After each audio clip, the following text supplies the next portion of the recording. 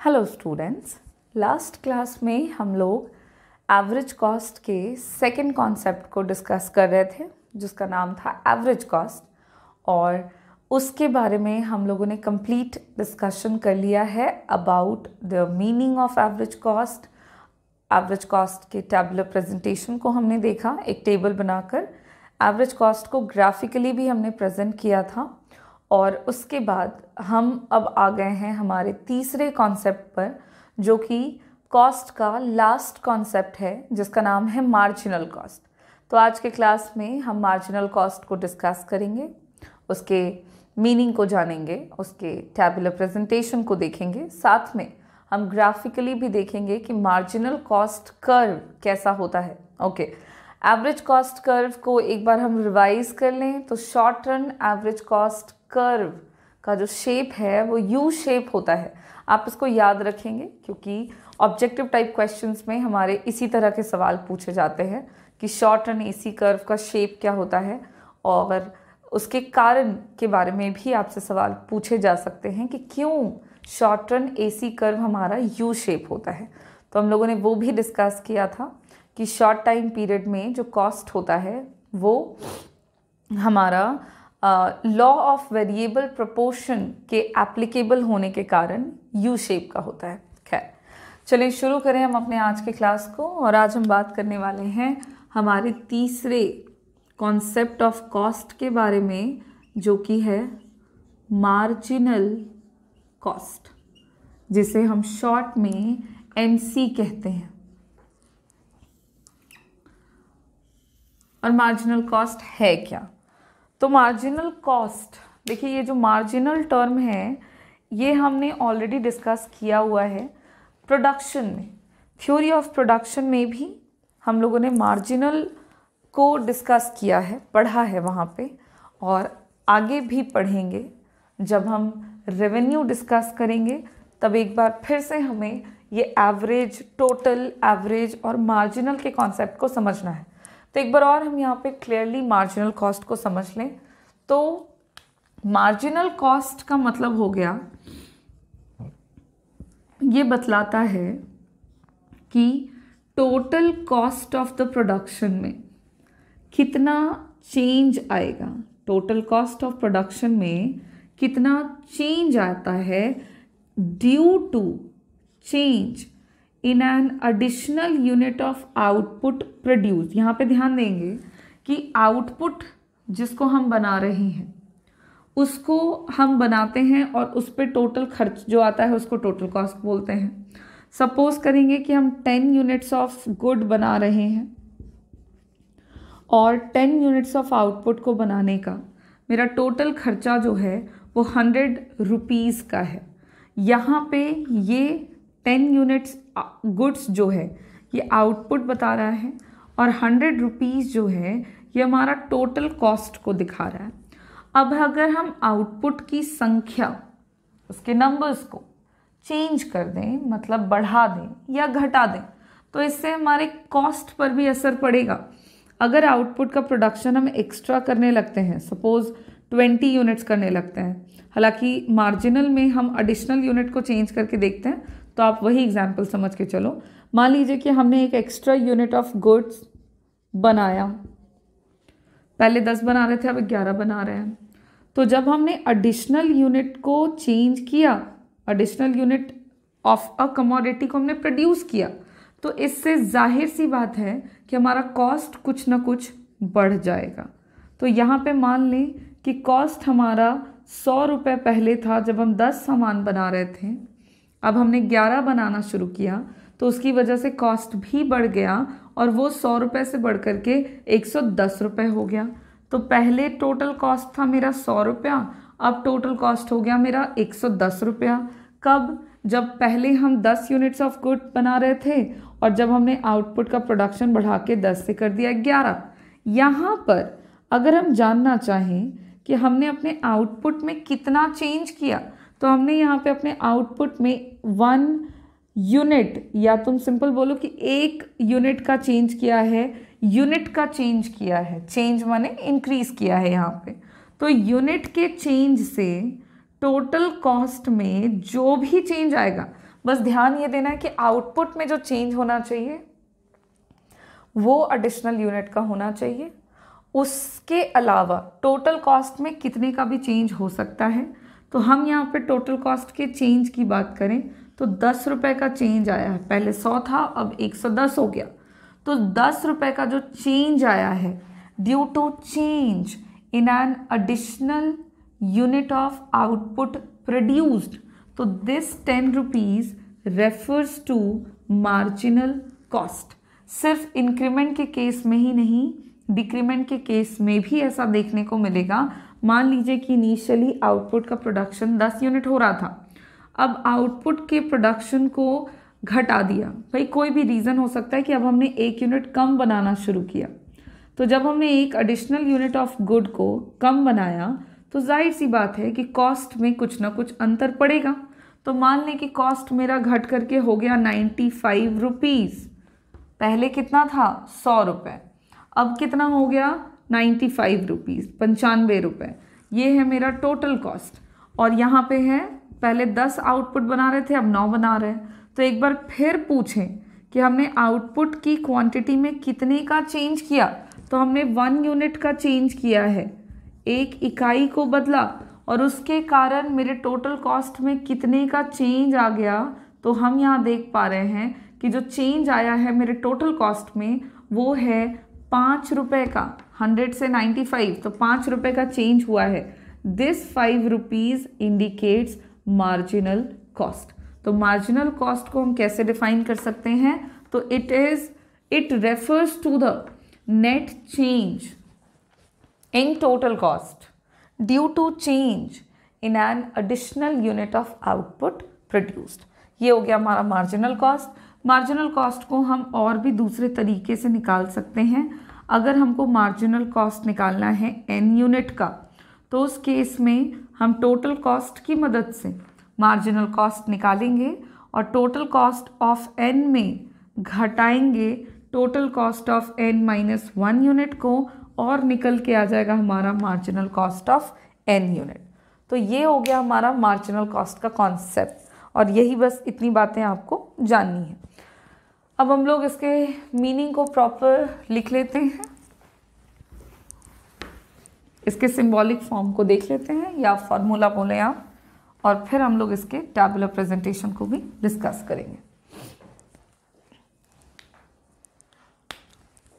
सबसे पहले जाने मीनिंग ऑफ मार्जिनल कॉस्ट।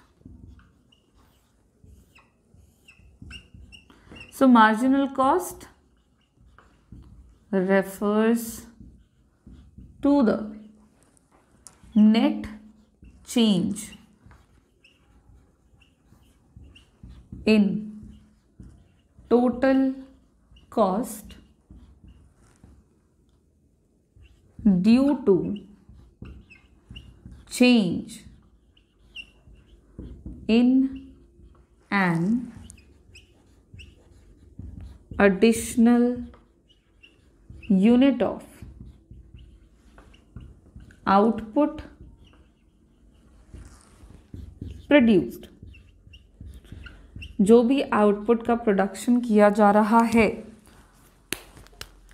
जो भी आउटपुट को प्रोड्यूस कर रहे हैं, उसके एडिशनल यूनिट में जब चेंज किया जाता है तो उसके कारण टोटल कॉस्ट में जो भी चेंज आता है उसी चेंज को उसी नेट चेंज को हम मार्जिनल कॉस्ट कहते हैं। अब मार्जिनल कॉस्ट को अगर हम सिंबॉलिकली देखें, ये तो हो गया मार्जिनल कॉस्ट का मीनिंग, आपको बस इतनी ही बातें इसके बारे में याद रखनी है। सिंबॉलिकली हम मार्जिनल कॉस्ट को प्रेजेंट करते हैं MC is equals to delta TC by delta Q। This is the formula of marginal cost if the total cost is TC and the output produced is denoted as Q। तो यहाँ पे इस फॉर्मूले में अगर हम जाने कि कहाँ पे क्या है, तो यहाँ पे MC जो है ये मार्जिनल कॉस्ट को डिनोट कर रहा है, TC दिखा रहा है टोटल कॉस्ट को, Q इंडिकेट कर रहा है आउटपुट प्रोड्यूस्ड को, और ये जो डेल्टा है ये डेल्टा इंडिकेट कर रहा है चेंज को, डेल्टा यहाँ पे डिनोट कर रहा है किसको, चेंज को। और ये हो गया हमारे मार्जिनल कॉस्ट का फॉर्मूला पहला। मार्जिनल कॉस्ट निकालने के और भी तरीके हैं और आप इस तरह से भी निकाल सकते हो, एंड मार्जिनल कॉस्ट को आप दूसरे तरीके से भी निकाल सकते हो, जैसे कि और करके एक और फार्मूला देखेंगे। Marginal cost of n unit जब निकालना होता है तो total cost of n unit में घटाते हैं total cost of n-1 unit को। इस फॉर्मूले में बात करें हम तो MC ऑफ n जो है वो इंडिकेट कर रहा है marginal cost of n unit या nth टर्म। फिर TC ऑफ n इंडिकेट करता है total cost of nth term और यू कैन से यूनिट, और TC ऑफ n-1 दिखाता है total cost of n-1 unit. और इस तरह से हमारे मार्जिनल कॉस्ट का मीनिंग और उसके दो अलग अलग फॉर्मूले हम लोगों ने देखे, डिस्कस कर लिए हैं। और अब हम लोग, चूँकि मार्जिनल कॉस्ट का मीनिंग तो पता चल गया, बट इसके बिहेवियर को और अच्छे से जानने के लिए हम लोग टैब्यूलर प्रेजेंटेशन भी करेंगे। एक टेबल बना करके देख लेते हैं कि मार्जिनल कॉस्ट का बिहेवियर कैसा है या उसका कहें नेचर कैसा है। तो अब हम लोग टैब्यूलर प्रेजेंटेशन करेंगे मार्जिनल कॉस्ट का, और टेबल जो हम बनाने वाले हैं उसमें हम टोटल कॉस्ट के वैल्यू को लेंगे और टोटल कॉस्ट की मदद से मार्जिनल कॉस्ट को निकालेंगे, क्योंकि MC निकालने के लिए हमें टोटल कॉस्ट में होने वाले चेंज को जानना होता है। और टेबल में हम जो भी मार्जिनल कॉस्ट का वैल्यू निकालेंगे उसमें हम इस फॉर्मूले का इस्तेमाल करेंगे। हालांकि आप दोनों में से कोई भी एक फार्मूला यूज़ कर सकते हो, और दोनों फार्मूले का इस्तेमाल करने पर जो रिज़ल्ट आता है वो हमारा सेम आता है।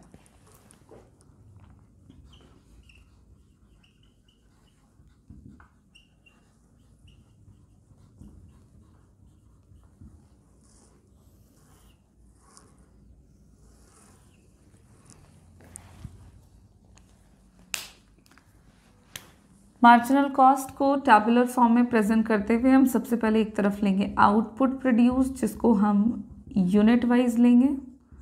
दूसरी तरफ हम लेंगे टोटल कॉस्ट, जिसको हम रुपीज़ में ले रहे हैं, और एक तरफ हम लेंगे मार्जिनल कॉस्ट, जिसको अगेन हम रुपीज़ में मेज़र करेंगे। और यहाँ पे हम आउटपुट का प्रोडक्शन यूनिट वाइज इंक्रीज़ करेंगे और टोटल कॉस्ट में होने वाले चेंज को भी डिस्कस करेंगे। तो आउटपुट का जो प्रोडक्शन हम लेंगे वो 0 से लेकर के पहले 0 देन 1 बाय 1 करके यूनिट वाइज इसको हम बढ़ाते जाएंगे, और ये हम लेंगे 7 और 8 यूनिट तक। चलिए 8 यूनिट तक हमने यहाँ पे अपना आउटपुट का जो प्रोडक्शन है वो ले लिया है। अब हम यहाँ पे टोटल कॉस्ट का वैल्यू लेंगे कि जैसे जैसे आउटपुट का प्रोडक्शन होते जा रहा है हमारे टोटल कॉस्ट का जो वैल्यू है वो क्या है। तो इनिशियली आप याद करें तो टोटल कॉस्ट हमारा 0 नहीं होता है। तो टोटल कॉस्ट इनिशियली जब आउटपुट का प्रोडक्शन 0 है तब भी कुछ ना कुछ होगा। सपोज करें कि ये 10 रुपीज़ है, और ये क्यों होगा तो हमने पहले ही डिस्कस किया हुआ है कि टोटल कॉस्ट हमारा 0 कभी नहीं होता, क्योंकि टोटल कॉस्ट है sum of total fixed cost and total variable cost. 0 level of output पर टोटल फिक्स्ड कॉस्ट प्रेजेंट होता है, भले ही टोटल वेरिएबल कॉस्ट 0 होता है। तो due to the presence of total fixed cost at 0 unit of output produced, total cost भी present होगा और उतना ही होगा जितना कि टोटल फिक्स्ड कॉस्ट होगा। फिर 1 यूनिट पर जब आउटपुट का प्रोडक्शन 1 है तो सपोज टोटल कॉस्ट है 20, 2 पर हो गया है ये बढ़ करके 28, 3 पर हो गया है सपोज 34, 4 पर है 38, 5 पर है 42, 6 पर है 48, देन 7 पर है 56 और 8 पर है ये सपोज 66।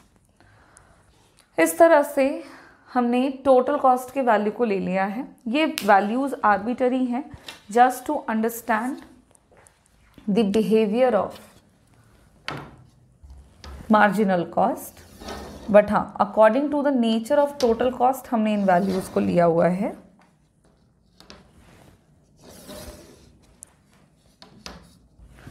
और टोटल कॉस्ट एंड आउटपुट के वैल्यूज़ को लेने के बाद अब हम लोग यहाँ पे मार्जिनल कॉस्ट का वैल्यू निकाल लेंगे।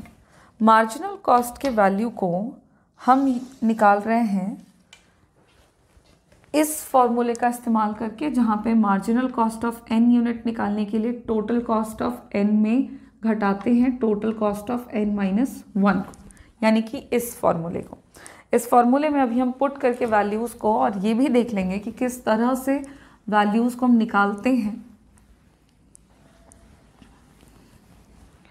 अब इनिशियली जब आउटपुट का प्रोडक्शन है 0, देन टोटल कॉस्ट है 10, बट मार्जिनल कॉस्ट जो होता है वो एडिशनल यूनिट की बात करता है। क्योंकि यहाँ पे कोई यूनिट प्रोड्यूस ही नहीं हो रहा, इसलिए यहाँ पे मार्जिनल कॉस्ट आपका कुछ भी नहीं होगा, या कह सकते हो 0 होगा। 0 नहीं होगा, कुछ इनडिटर्मिनेट होगा, because unit of output produce ही नहीं कर रहे हैं, तो वहाँ पे मार्जिनल कॉस्ट नहीं होगा। Now with using this formula अब हम लोग मान लें n बराबर 1, हम इस पहले यूनिट का मार्जिनल कॉस्ट निकालना चाहते हैं। तो क्या करते हैं कि मार्जिनल कॉस्ट ऑफ 1, n की जगह पे 1 पुट करेंगे, और एक बार अगर आपने n की जगह 1 पुट किया है तो हर जगह आपने वही करना है। तो total cost of 1 minus total cost of 1 minus 1। अब यहाँ पे टोटल कॉस्ट ऑफ 1 को एज इट इज़ उतारें और minus total cost of 1 minus 1 कितना हो जाएगा 0। अब क्या करेंगे, तो टोटल कॉस्ट ऑफ 1 यूनिट को देखेंगे। टोटल कॉस्ट ऑफ 1 यूनिट, पहले यूनिट का टोटल कॉस्ट कितना है 20, minus total cost of 0 unit, total cost of 0 unit, 0 unit का टोटल कॉस्ट कितना है 10। तो 20 माइनस 10 करेंगे तो वैल्यू आ जाएगा 10, यानी कि मार्जिनल कॉस्ट ऑफ 1 यूनिट का वैल्यू कितना आ गया 10। तो यहाँ पे हो जाएगा हमारा marginal cost 10। Same step follow करेंगे विथ सेकेंड यूनिट। मान ले n इज इक्वल्स टू 2 लेते हैं, तो मैंने बोला एक जगह पे आप n बराबर जो वैल्यू पुट करोगे आपको हर जगह वही करना है। तो TC of 2 minus TC of 2 minus 1। अब यहाँ पे TC यानी total cost of 2 unit minus total cost of 2 minus 1 बराबर 1। अब क्या करते हैं, तो total cost of 2 unit, total cost of 2 unit, 2 unit का टोटल कॉस्ट है 28 minus total cost of 1 unit. तो टोटल कॉस्ट ऑफ 1 यूनिट का value is 20। So 28 minus 20 is equals to 8। तो marginal cost of 2 unit value कितना आ गया 8 आ गया। तो यहाँ पे हम 8 लिख लेंगे, और इसी तरह से हम सारे यूनिट्स के वैल्यू को निकालते जाएंगे। इसका एक और शॉर्टकट ट्रिक है, और वो ये है कि आप देखो हमने जिस भी यूनिट का मार्जिनल कॉस्ट निकालना होता है हम उसी यूनिट के टोटल कॉस्ट को ले रहे हैं और जस्ट एक उससे पहले वाले यूनिट के टोटल कॉस्ट को उसमें घटा रहे हैं। 1 का निकालना था तो TC ऑफ 1 में TC ऑफ 0 यूनिट को घटाया, 2 का निकालना था तो TC ऑफ 2 में TC ऑफ 1 को घटाया, 3 का निकालना होगा तो टोटल कॉस्ट ऑफ 3 में टोटल कॉस्ट ऑफ 2 को घटाते जाएंगे। तो शॉर्ट तरीका ये है कि जिस यूनिट का MC निकालना है उस यूनिट के TC में जस्ट उससे एक पहले वाले को सब्सट्रैक्ट करते जाते हैं। सो 34 माइनस 28 करेंगे जब, तो यहाँ पे वैल्यू आ जाएगा 6 और सही आएगा। नेक्स्ट यूनिट के लिए क्या करेंगे 38 माइनस 34, तो वैल्यू आ जाएगा 4। फिर नेक्स्ट भी वही करेंगे 42 माइनस 38 करेंगे जब हम, तो वैल्यू आ जाएगा 4। फिर 48 minus 42 is equals to 6, 56 minus 48 is equals to 8 and 66 minus 56 value आ जाएगा 10। और इस तरह से मार्जिनल कॉस्ट का वैल्यू, एक्चुअली ये जो तरीका है ये इसी फॉर्मूले का शॉर्टकट तरीका है। आप प्रॉपर लिखे बिना भी सॉल्व कर सकते हो अगर आपको ये फॉर्मूले समझ में आ गए हैं तो। अब यहाँ पे हमारा मार्जिनल कॉस्ट का वैल्यू निकल चुका है और उससे हम ये बात क्लियरली देख पा रहे हैं कि जो मार्जिनल कॉस्ट है, जैसे जैसे यूनिट वाइज आउटपुट को हम प्रोड्यूस करते जाते हैं, बढ़ाते जाते हैं, इनिशियली मार्जिनल कॉस्ट घटता है और फिर हम जैसे जैसे आउटपुट का प्रोडक्शन और बढ़ाते हैं तो later on marginal cost increase होने लगता है। अगर हम बात करें कि ऐसा क्यों होता है कि इनिशियली मार्जिनल कॉस्ट घट रहा है और फिर बढ़ रहा है, तो बिल्कुल शॉर्ट फॉर्म में due to the increasing returns ऐसा होता है कि इनिशियली टोटल प्रोडक्शन इंक्रीज करता है इंक्रीजिंग रेट से, और जब टोटल प्रोडक्शन बढ़ता है इंक्रीजिंग रेट से तो मार्जिनल प्रोडक्शन बढ़ता है, मतलब एडिशनल लेबर का जो प्रोडक्टिविटी है वो इंक्रीज होता जाता है। इसका मतलब है कि initially marginal cost per unit labour का जो खर्च है वो घटता जा रहा है और बाद में फर्म को डिक्रीजिंग रिटर्न्स मिलते हैं। डिक्रीजिंग रिटर्न्स का मतलब हो गया कि टोटल प्रोडक्शन इंक्रीज करता है और इंक्रीज होने का रेट डिक्रीजिंग होता है।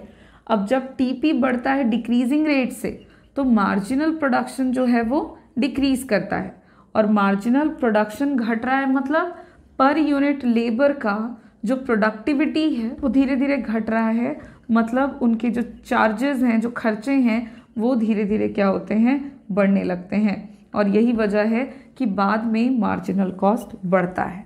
तो इन शॉर्ट अगर हम इसके बारे में भी डिस्कस करें कि शॉर्ट में हम क्या बोल सकते हैं, तो बहुत ही शॉर्ट फॉर्म में आप कह सकते हो कि इनिशियली मार्जिनल कॉस्ट के घटने और बाद में बढ़ने का कारण है एप्लीकेबिलिटी या application of law of variable proportion.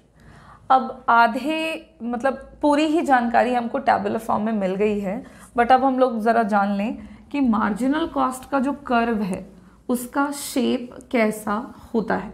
तो ग्राफिकली भी हम लोग मार्जिनल कॉस्ट को प्रेजेंट कर लेंगे और उससे हमारे मार्जिनल कॉस्ट का जो कॉन्सेप्ट है वो फाइनली क्लियर हो जाएगा। और इसके लिए अब हम ग्राफिकल प्रेजेंटेशन कर लेते हैं, जिसमें हमने सबसे पहले तो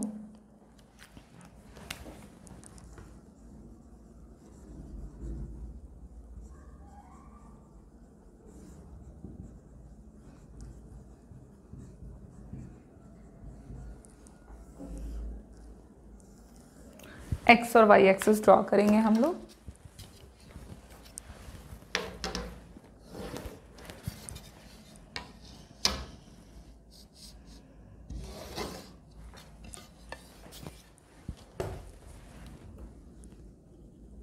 वाई एक्सिस पर हम ले लेंगे मार्जिनल कॉस्ट,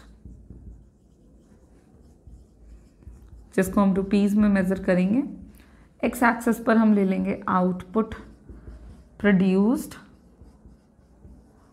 जिसको हम यूनिट्स में मेजर करेंगे। और अकॉर्डिंग टू द टेबल हम वैल्यूज स्केलिंग कर लेंगे, प्लॉट कर लेते हैं हम इक्वल डिस्टेंस के साथ।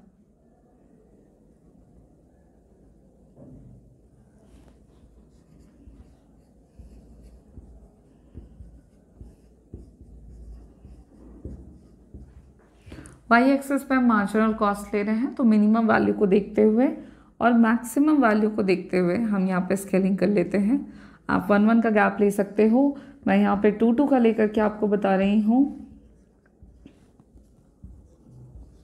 और मार्जिनल कॉस्ट के कर्व को भी ठीक उसी तरह बना लेंगे जिस तरह से एवरेज और टोटल कॉस्ट के कर्व को हमने बनाया, कॉमन पॉइंट्स देखते हुए।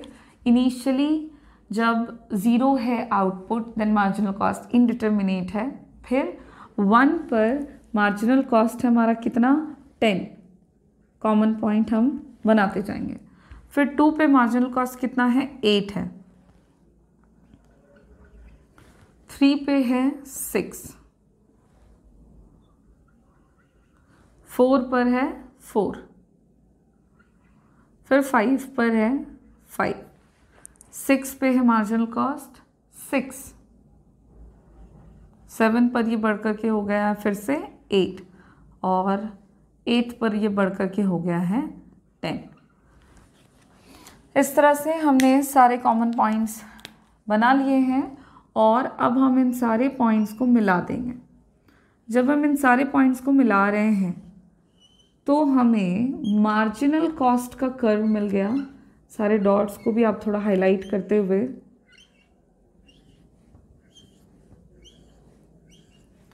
इस तरह से हमने मार्जिनल कॉस्ट का कर्व मिल गया है और इस फिगर से ये बिल्कुल क्लियर है। अगर हम बात करें इन दिस फिगर,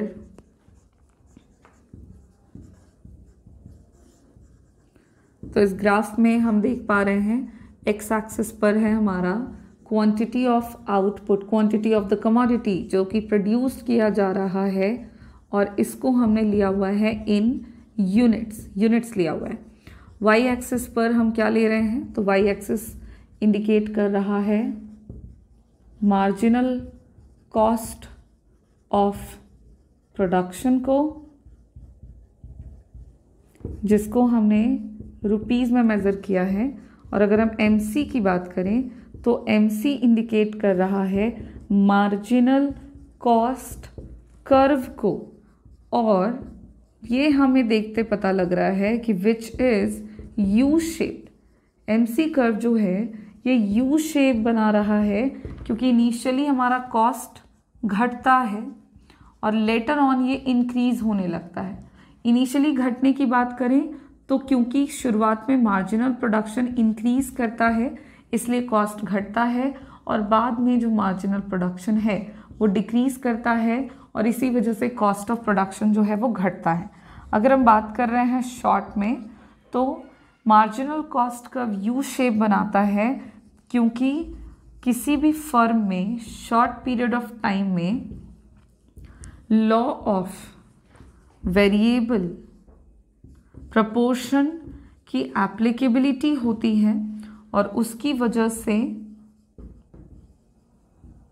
किसी भी फर्म का जो मार्जिनल कॉस्ट है वो इनिशियली घटता है और फिर वो धीरे धीरे बढ़ने लगता है। और इस तरह से मार्जिनल कॉस्ट के कर्व का भी शेप यू बनता है। आपको याद रखना है कि एमसी कर्व भी हमारा यू शेप बनाता है, और कारण वही है जो एवरेज कॉस्ट के यू शेप का कारण है।